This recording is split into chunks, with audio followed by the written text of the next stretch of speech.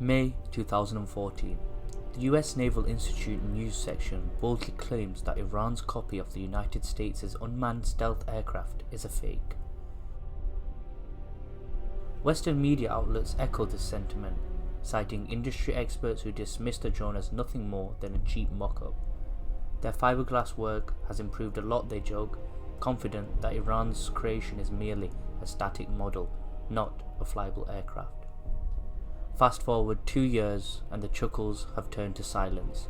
Iran has indeed reverse engineered one of America's most sophisticated UAVs, the RQ-170 Sentinel. But how did this happen, and what does it mean for the future of warfare?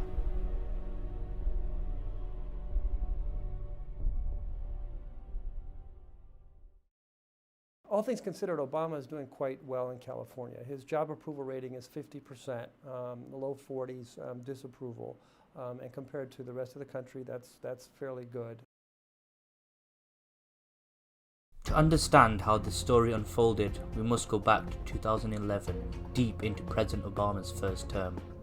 Earlier that year, the United States had accomplished one of its greatest military achievements of the 21st century, the assassination of Osama bin Laden. Central to this mission was a drone known as the RQ-170 Sentinel. It was the Beast of Kandahar, a nickname earned after its sighting in Kandahar, Afghanistan.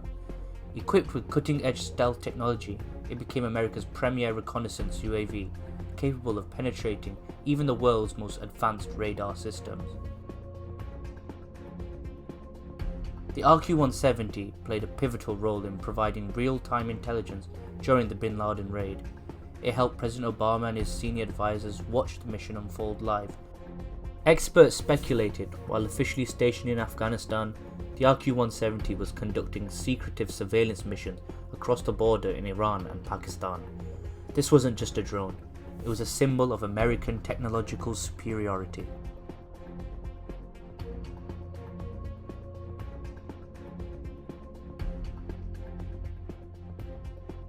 It's December 4th, 2011.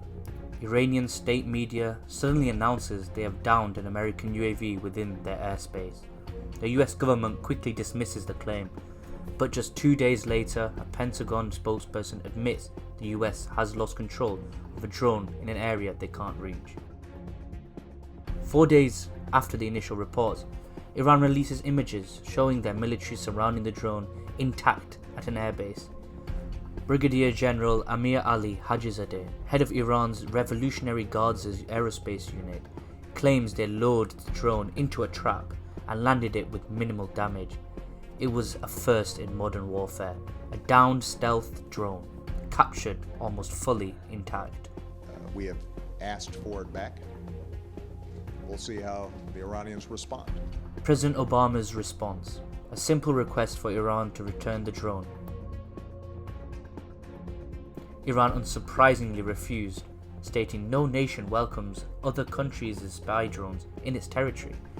Initially, the US stood by its narrative that the drone malfunctioned, but years later it became clear Iran had used an electronic warfare system provided by Russia to jam the drone's global navigation satellite system, effectively hijacking it. To understand how Iran achieved this, we need to explore GNSS jamming. GNSS, or Global Navigation Satellite System, is a technology where an array of satellites transmits signals to a receiver, allowing precise positioning and timing data. This is the technology behind systems like the European Galileo or the American GPS, essential for navigation in modern aircraft. GNSS signals are incredibly weak by the time they reach the Earth's surface, around -130 decibel milliwatts. This makes them particularly susceptible to jamming. The concept of jamming isn't new. It has roots in electronic warfare tactics used as far back as World War II, where radio signals were intercepted or blocked to confuse the enemy. Jamming involves emitting a radio frequency signal that interferes with the GNSS signals, causing either loss of signal or significant errors in positioning. The jamming signal, often described as a chirp signal, is an instantaneously narrow band with an output power ranging from 12 to 33 decibel milliwatts. Additive white Gaussian noise is already present in GNSS bands, but jammers can overpower these signals, leading to loss of control of the target. In this case, Iran, using a powerful Russian-made electronic warfare platform, managed to disrupt the RQ-170's GNSS, effectively taking control of the drone.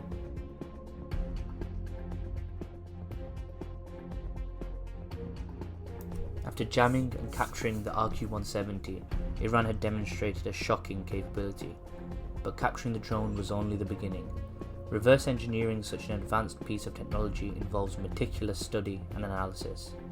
Engineers must carefully disassemble the aircraft, study its components, and understand the software that drives it. Iran had to figure out everything from the materials used to the avionics and control systems. The RQ-170's radar absorbent coating, its advanced propulsion systems, and even its encrypted communication channels all posed significant engineering challenges. Experts suggest Iran may have relied on Russian and Chinese assistance to fill in some of these technological gaps. After jamming and capturing the RQ-170, Iran had demonstrated a shocking capability, but the story didn't end there. For years, there was radio silence. Western experts mocked what they thought was a failed Iranian attempt, believing the cheap static model was the end of the story, a mere show of bravado in a decades-old Cold War between the US and Iran. But in May 2014, the silence was broken. Iran's Tasnim news agency unveiled the Saigi, a clear replica of the RQ-170. Iran had successfully reverse-engineered America's prized drone. 2 years later, they showcased the Shahed 171 Simorgh, an even more advanced derivative of the Sentinel, proving their electronic warfare capabilities were not a one-off. The implications were clear. The capture and reverse engineering of the RQ-170 Sentinel showcased how electronic warfare could change the dynamics of the battlefield. Drones, once thought to be nearly invincible due to their stealth and technology, were now vulnerable to a determined adversary with the right tools and knowledge. For the US and its allies, the lesson was a stark reminder: never underestimate your adversaries. When it comes to technology, complacency can be a costly mistake. To counter these threats, the US and other nations are developing advanced anti-jamming and anti-drone technologies. Systems like GPS-3 with improved anti-jam capabilities are being rolled out, yet the cat-and-mouse game of electronic warfare will continue to evolve, with each side constantly adapting to the other's advancements.